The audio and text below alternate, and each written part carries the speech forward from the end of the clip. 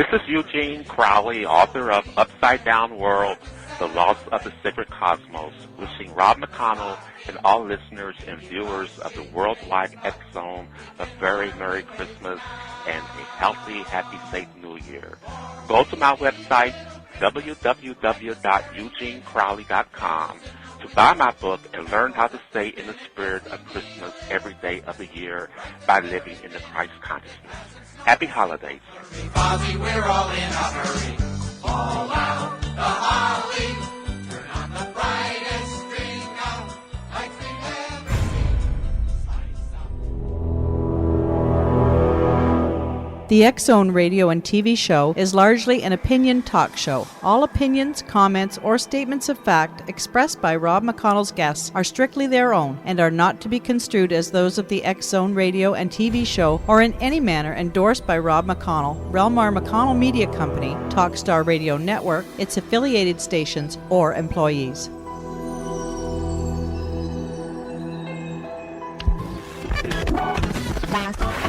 All Hit Radio.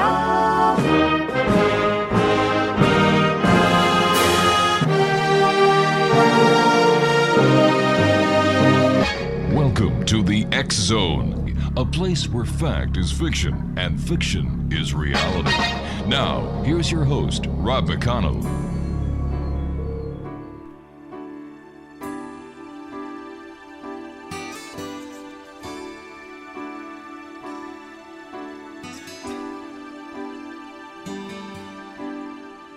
Middle of December ain't the time to be alone.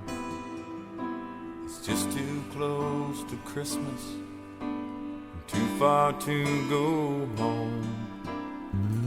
Ran into a friend of a friend standing in the checkout line. She said, I spent too much already, and there's gifts I just can't find. I walked her home, and when she opened up her door, oh, I'm not sure what happened then. Yes, magic took its course.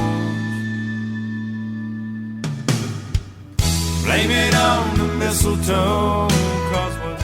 And welcome back to the X Zone, everyone. My name is Rob McConnell, and we're coming to you from our studios in Hamilton, Ontario, Canada. Worldwide toll-free, 1-800-610-7035. Email xzone at xzoneradiotv.com. On MSN Messenger, xzoneradiotv at hotmail.com. And our website, www.xzoneradiotv.com.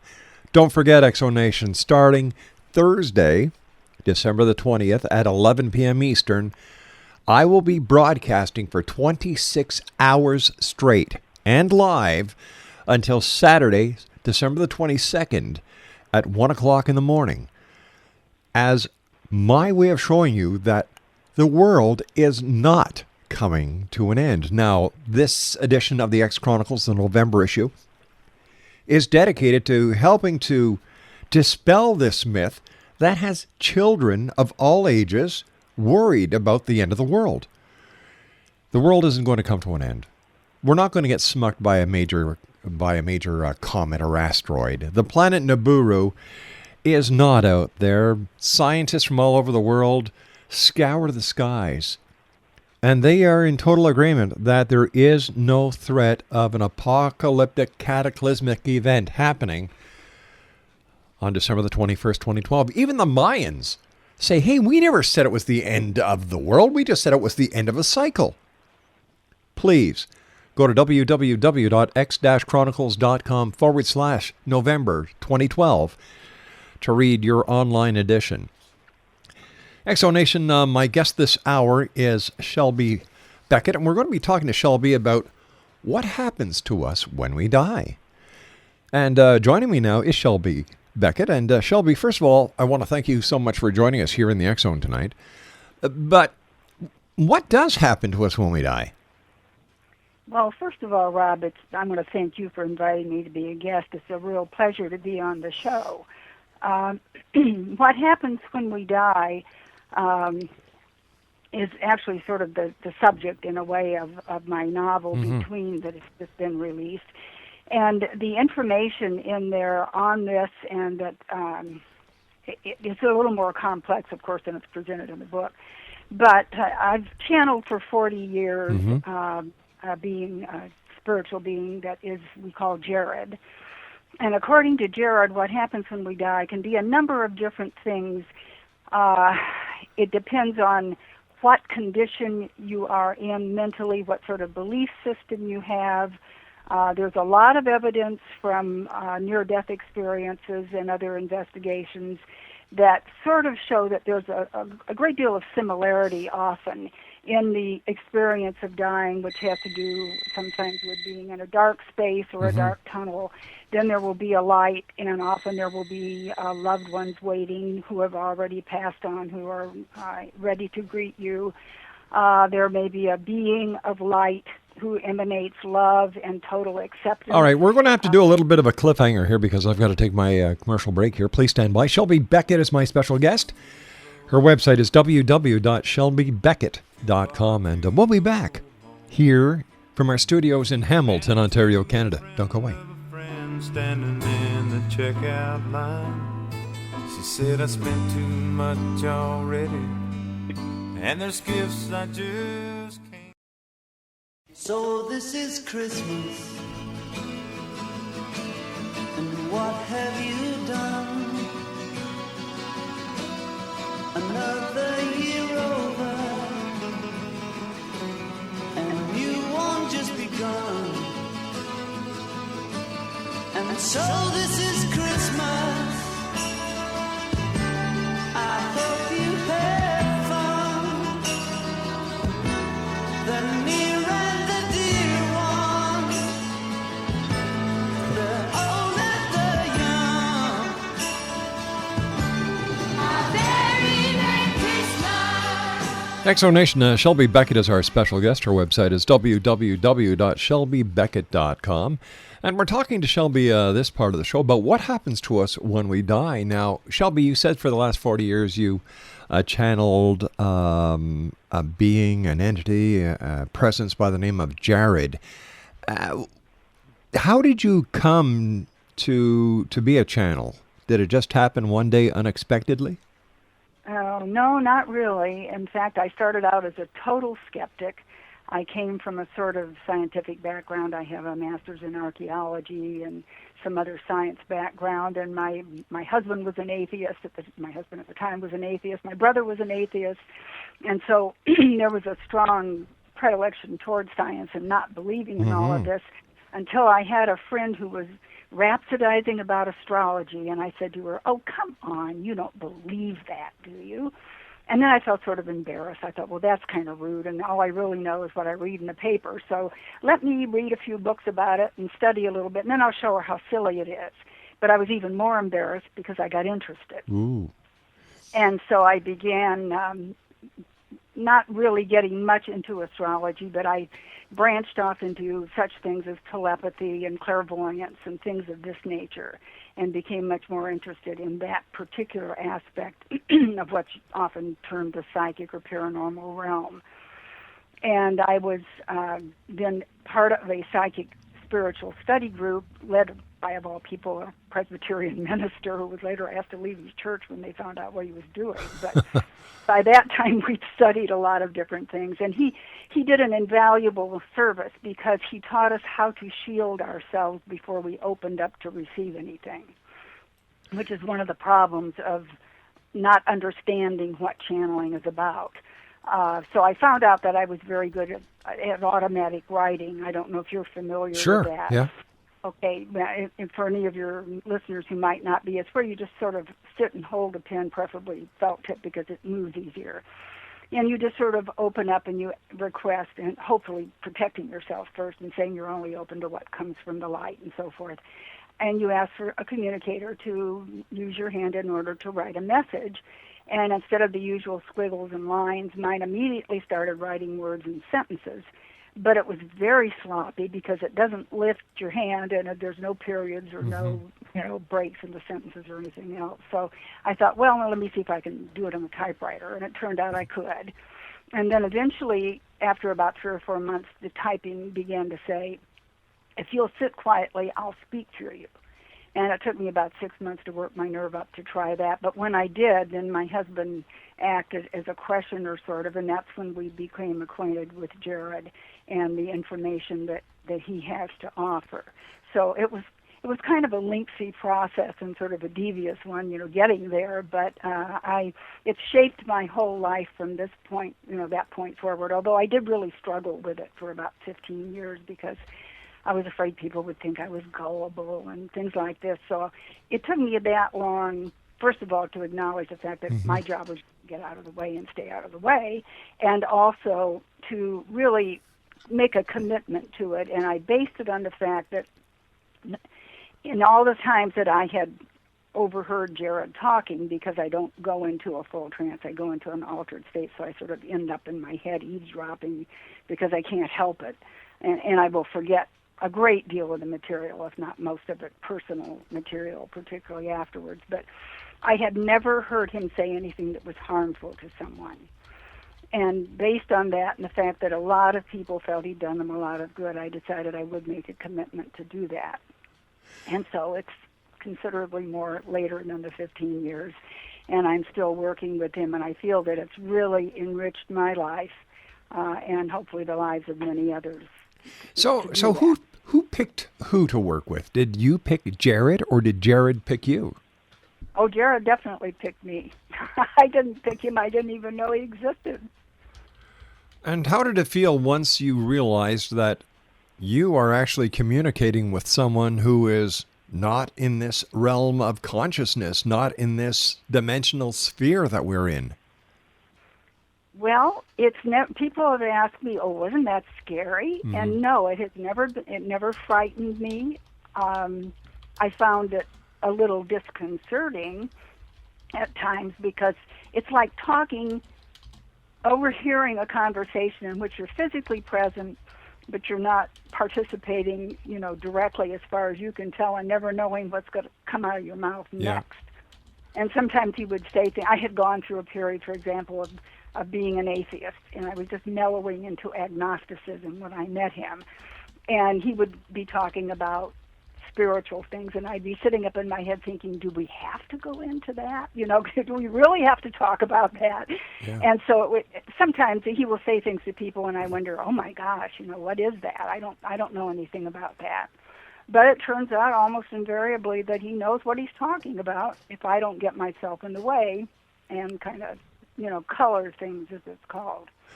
I was just wondering, when you've been communicating with Jared, have you ever asked him what heaven and hell are really like? Is it like we are told it is like? Is death or afterlife anything like we're told? What has he told you, since he's already there and he knows it? According to him, it isn't very much. What he says is basically that first of all, he tells us that we create our own hell here on earth most of the time. But he says that what you believe basically is going to form what you experience in the beginning. So if you believe, let's say, in heaven, yes, then you will be very likely to be not only welcomed by loved ones, but also, if you're Christian, you will see Jesus. If you're another religion, you will see another religious figure, and so forth, or whatever religious figure is most important to you, because that's what you can relate to. And then you will go through the experience of that as long as you feel you need to do that. And consequently, the same way, if you believe you're going to go to hell, you very well may find yourself in a place that you would interpret as hell until, he says, you get bored about doing it, and then you decide you're going to do something different, in which case you certainly are able to do that. But basically what he talks about a lot is, that's one of the things he's gone into in the novel Between, is describing what is called the Entry Processing Center, which is a huge area that all the souls of those who died eventually will go through there and be processed and sent on to what is referred to by him as home with a capital H. and that's back into the soul area where you originally came from and so forth, which is another discussion. But in the processing center, those who are, let's say somebody from this country at this time period would go, and it might look like Grand Central Station with a lot of people sitting at computer desks and processing things. Or if you are from the 1600s, it would look in a way that was familiar to that, and people might be writing with a quill and things of this sort. Or for those who are in an aboriginal condition, it might look like a seashore or a forest with a shaman taking information and just listening, whereas in reality it was being translated into what we would think of as a computerized system that would take care of recording everything. It almost sounds as if we're creating our own reality, or what we believe to be reality, every moment that we're alive. Well, I think actually that's probably true, which is a little bit sobering to think about, because sometimes we create some pretty awful stuff. Yeah, that's right. But conversely, it also means that we can create good stuff. That's the good part. It's not a one-way street. It's a two-way. The question that comes to mind is, why are we here then? If we're here, if we have the ability to create our own existence, our own reality, what's it all about? Well, do we have time to get into soul clusters and all of that? Because that's where it has to go back to. Give me the 2-minute short version, and we'll get into it deeper when we come back from the news. Okay, well, the short version is that we are all each of us is part of our own soul cluster, and each cluster sort of signs like what you'd call a cosmic contract when it comes into a particular reality that agrees it'll abide by the rules of the reality. Ours happens to be dense physical, so there's the law of gravity, the law of linear time, etc. And it also agrees it'll experience everything possible in the reality before it's free to move on and experience somewhere else, which is a very broad spectrum. And so this is where it gets into the concept of what is a soul cluster, how does it work? So I don't know if you need your break right now before we try to get into that. I've got a minute. Okay. Each of us is a part of a cluster, and according to Jared, God is everything that there is. There is nothing that is not God. But understanding it couldn't relate in a personal level to anything else that would be lesser than it, with one exception. It created a slightly lesser version of itself that he refers to as the source, and that it then created all the rest of things. And the purpose is for the God being to constantly learn and grow, because it is not static. It expands constantly, and it learns through us and all of its other creations as we experience and learn and grow. It does the same. Fascinating. And I would imagine, as individuals, all the information that we gather in a lifetime is fed into a central point? Well, yes, it is, and that has to do with what Jared does as his day job. All right, you stand by, my dear. You and I will be back on the other side of the news. Exonation, very special guest of this hour, Shelby Beckett. Her website is www.shelbybeckett.com, and she's the author of a new book entitled Between. We'll be back on the other side of this commercial break and the news as we continue from our studios in Hamilton, Ontario, Canada.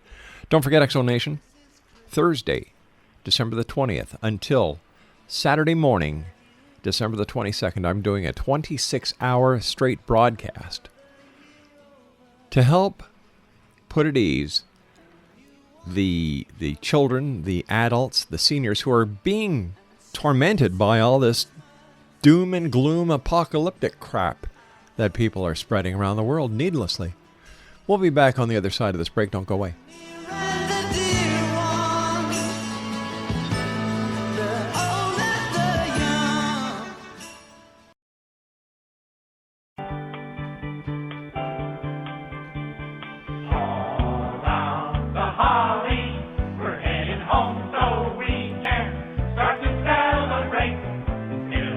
Greetings, X-Zone Nation. This is Bob Williams, host of the morning show on KKRP 1610 in Callington, Oklahoma. On behalf of the staff and management, we wish Rob, Laura, and all the members of the X-Zone Nation a very Merry Christmas and a happy and prosperous 2012. Merry Christmas to everyone, and I'll catch you on the airwaves. Every minute, it hasn't snowed a single flurry. Bobby, we're all in.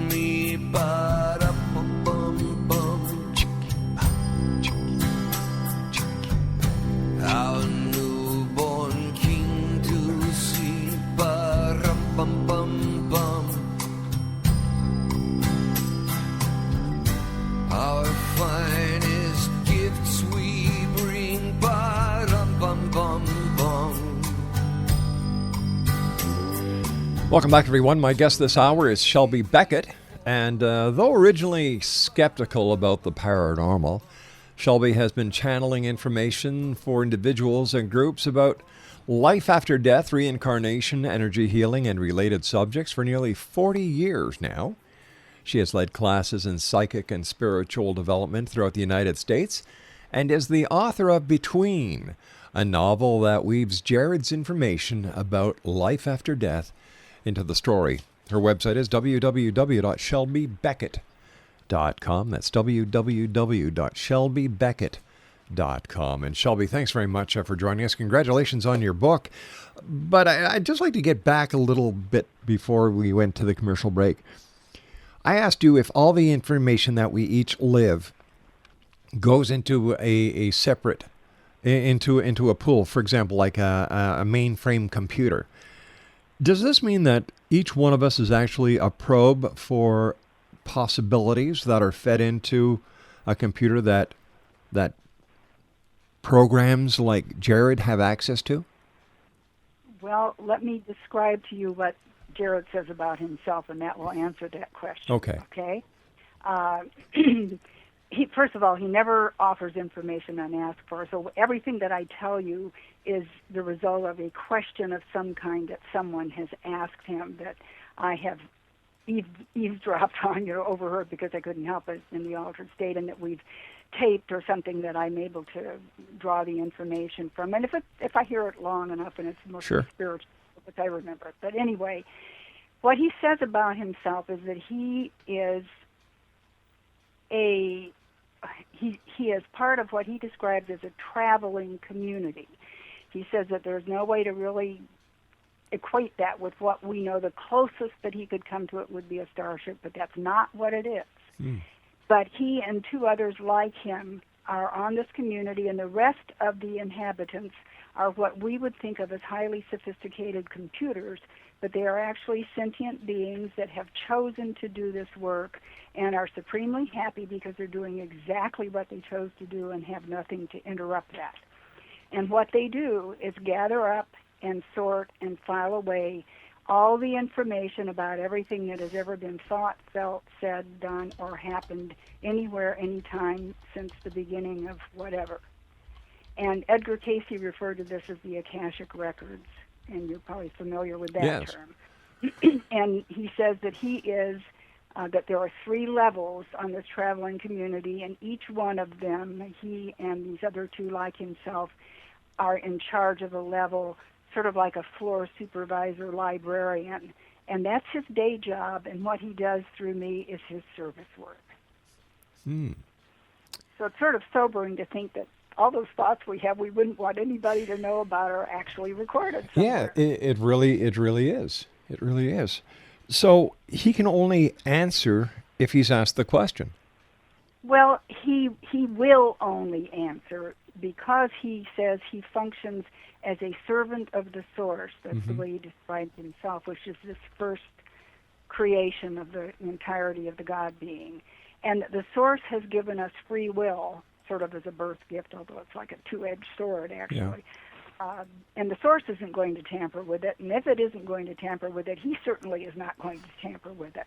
And if he tells you something that you have not asked about, he will therefore be giving you information you may not be ready to hear or want to hear, and therefore he is tampering with your free will, so he just won't do it. Interesting. You have to give him a topic. Well, he won't predict the future either. And he says that there are a couple of reasons for that, if you're interested in hearing those. Sure I am, yeah. Okay, that the future is basically plastic unless there's a mass mind focus that's involved, in which case it's a little bit more likely to be set, in a sense, or harder to change, let's put it that way. But if you hold your arm out with the elbow bent and you see that from like the elbow to the wrist is the past, think of your wrist as the present, and your hand stuck out with the fingers straight ahead is the future, but the fingers are spread. They're not together, so that there would be 5 possible futures, and there's actually many, many more than just 5. If in the present someone, a psychic reader or someone says to you, oh, I see that 6 months from now you're going to have a very serious accident and be seriously injured, that, unless it is qualified as an possibility, is actually tampering, because it will plant a seed that can never be uprooted. Once it's said and it's in your mind, you will never be able to forget it, whether you believe it, don't believe it, are afraid of it, whatever's said, it's there, and it's going to be there forever, in a sense, or at least as long as you're in this body and this brain. So the only way to do it responsibly, if you really feel you need to let the person know, because it looks like that's a pretty strong possibility, is to say something like, I see that there's a possibility that you're going to have a serious accident maybe in 3 or 6 months. What is it that you're doing now that could cause that? Do you drink and drive? Do you text and drive? Do you run red lights? Do you not pay attention to stop signs? Do you talk to your companion in the car and not pay attention to the road? If you're doing any of those things or anything else that could interfere with driving safely, you might want to do something about that now so that you can shift that future into a different direction. How do you feel when you talk to people who have asked you to share Jared's information with them? Do you feel that at times you're responsible for the information that's being channeled? Well, that's one of the big troubles of not going into a full trance. Sometimes I wish I did. I think it might be easier in some ways, because I don't know if you probably have, if you've done much studying about channeling, you've heard of coloring? Yes. Okay, well, coloring just simply means, for your listeners if they aren't familiar with the term, somehow intruding the medium or the channeler's information or thoughts or emotions, often emotions, into the material so that it distorts it slightly, or more than slightly at times. And all channeled material is in some way colored, because we can't help it, because even if a person goes into a full trance, they still, the communicator still is going to have to work through their body and their brain and their vocabulary and so on and so forth. And of course, we're loaded with our own emotions and our own ideas and all of this, and it's just, it can't ever be totally pure, which is one reason why it's something that you need to be careful about if you're going to listen to channeled material or read it, and be aware that it's not just always going to be absolutely accurate, because it can't be. And I think it's, I sort of call it not getting into the drama of the, it's psychic, it's channeled, it must be true syndrome, because that's really dangerous, and you can get yourself in a lot of trouble if you're not using your common sense when you're listening. And Jared always says to people, I'm giving you my perceptions. It's up to you to what you do with them. If you think they're valuable and they can help you, then take them and use them. If you think they're garbage, you know what you do with that. And that's the attitude that everybody needs to go into when they are listening to or working with channeled material, whether it's written or spoken or whatever it is don't leave your common sense and your good judgment sitting home on the table. Take it with you and have it sitting on your lap, because otherwise you may swallow whole what is said, and there's always going to be some of it that's really indigestible because it's been colored. Is there a... go ahead, dear. No, I'm sorry. I just said inadvertently colored. Isn't that they're deliberately doing it? No. Is it a danger with channeling, as it is with psychic readings, that people become dependent on the information that they're getting from you? Oh, absolutely, they can do that.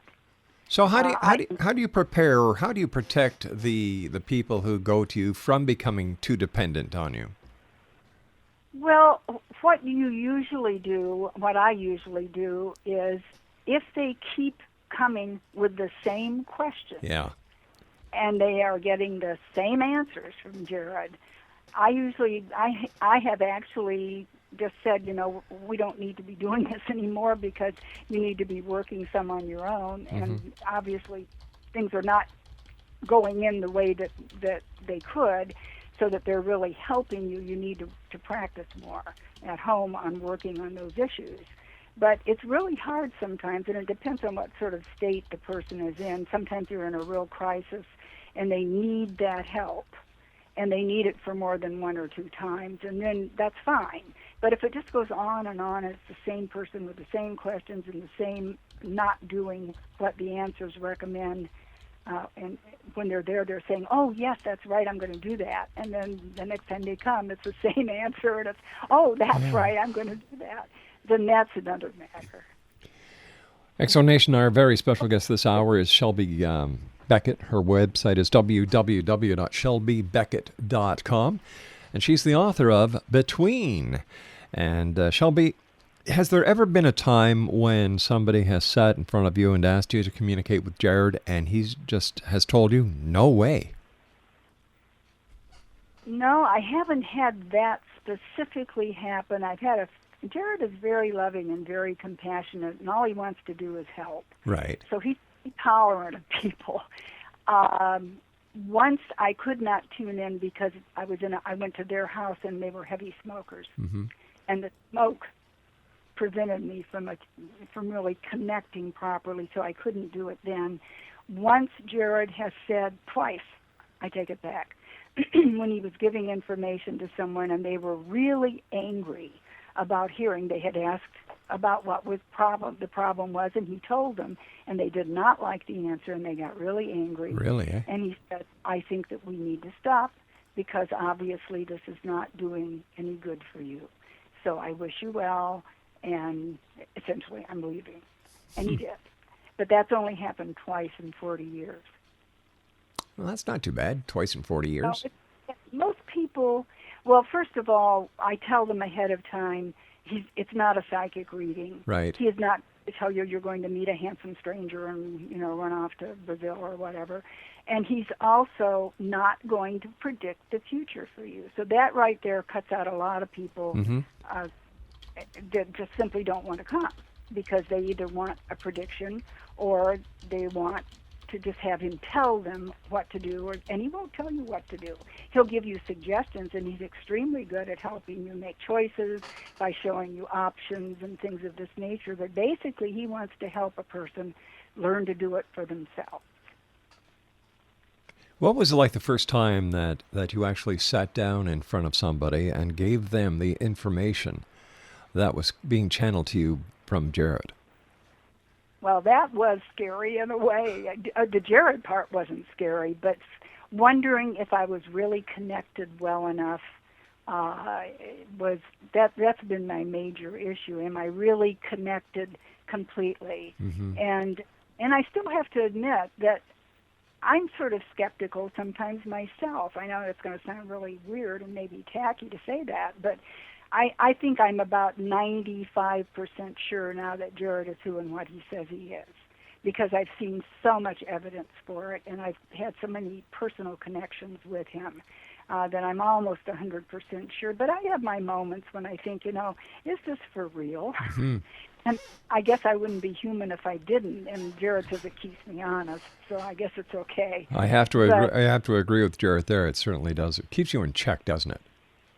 Well, it does, so that I don't get carried away with, it's psychic, it's channeled, kind of thing. But I do feel a sense of responsibility toward people, even though I know that once I attune myself, that most of what's coming through that doesn't have that little impossible to divert or coloring that has to take place because he's using my brain, my vocabulary, my body, my voice box, all of this,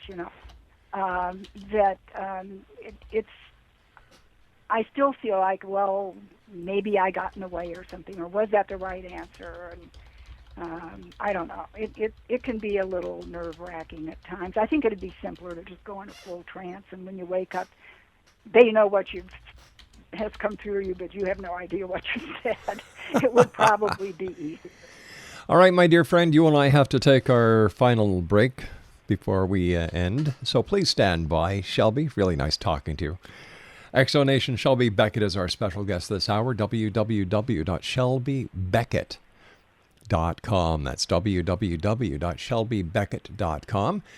And we'll be back on the other side of this commercial break as the X Zone continues with yours truly, Rob McConnell, from our studios in Hamilton, Ontario, Canada. By the way, the November edition of the X Chronicles, which is dedicated to December the 21st, 2012, is now available at www.xchronicles-newspaper.com. We'll be back. Don't go away. Our newborn king to see, ba-rum-bum-bum-bum.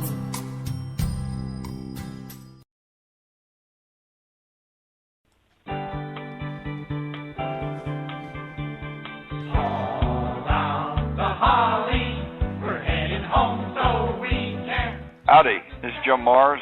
You can find me at jimmars.com. That's with 2 R's.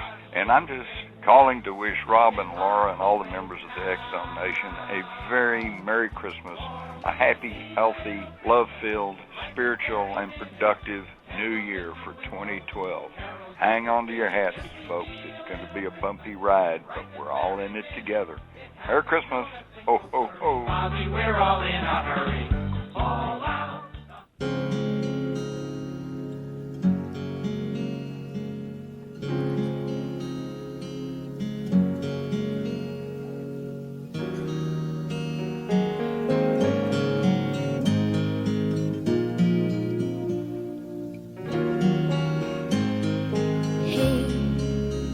Maybe I'll dye my hair. Maybe I'll move somewhere. Maybe I'll get a car. Maybe I'll drive so far they'll lose track. Me, I'll bounce right back. Maybe I'll sleep real late. Maybe I'll lose some weight. Maybe I'll clear my junk. Maybe I'll just get drunk on apple wine. Me, I'll be just fine and dandy. Lord, it's like a hard candy Christmas. I'm barely getting through. And welcome back, everyone. Shelby Beckett is my special guest. She's the author of Between, and her website is www.shelbybeckett.com. Shelby, tell me, why did you write your book Between? What was your inspiration? Well, I think my inspiration was the interest I had in hearing what Jared had to say about life after death and about what happens when we're in a coma, because the young heroine who's a healer is in an accident and wakes up between because her body is in a coma. And she's sort of stuck there for a while where she has to deal with a very nasty energy that wants to utilize her healing abilities to sort of put itself into greater power here on Earth. And so it really was very enjoyable, and it was fun seeing how not only Jared's influence came in describing what Between is like, but I began to realize later that he also, I think, was helping to organize the book because I would have one of the hardest parts was having characters do things that I didn't expect them to do. They didn't behave well at all as far as my plans were. But by the time I got through with what was the new thing, it led into all these. One of the themes of the book is how choices shape our lives and how crucial choice is. Isn't that the truth? Yeah. Yes, and Stacy's choice that she made even before the story action begins is what influences the final crucial choice she has to make at the end of the book. And so we don't think about that, even though choices are really like stones thrown in water and all these ripples move out and all sorts of things. Yeah, you know, it's funny. Many people, like you just said, don't realize how important the choices that we make in our own lives affect so many others. I call it the ripple effect. Oh, it is a ripple effect. It's incredible, and we hardly ever think about that. Well, thanks to you and Jared, a lot more people are going to be thinking about it because when they read your book Between, this is just part of it. First of all, you know, I've thoroughly enjoyed having you with me this hour, Shelby. I want to thank you so much for joining me, and I'd love to have you back on in the future so we can talk more about your book Between, your relationship with Jared, and how we can all work together to make this a better world we live in. Well, I would love to be on again, Rob, and talk to you about some of these things, and I've enjoyed this tremendously. Thank you so much. Shelby, take care of yourself, my dear. Exonation, Shelby Beckett has been my guest this hour, www.shelbybeckett.com. That's www.shelbybeckett.com. The name of her book is Between. I'll be back on the other side of the news at 6.5 minutes past the top of the hour. Don't go away.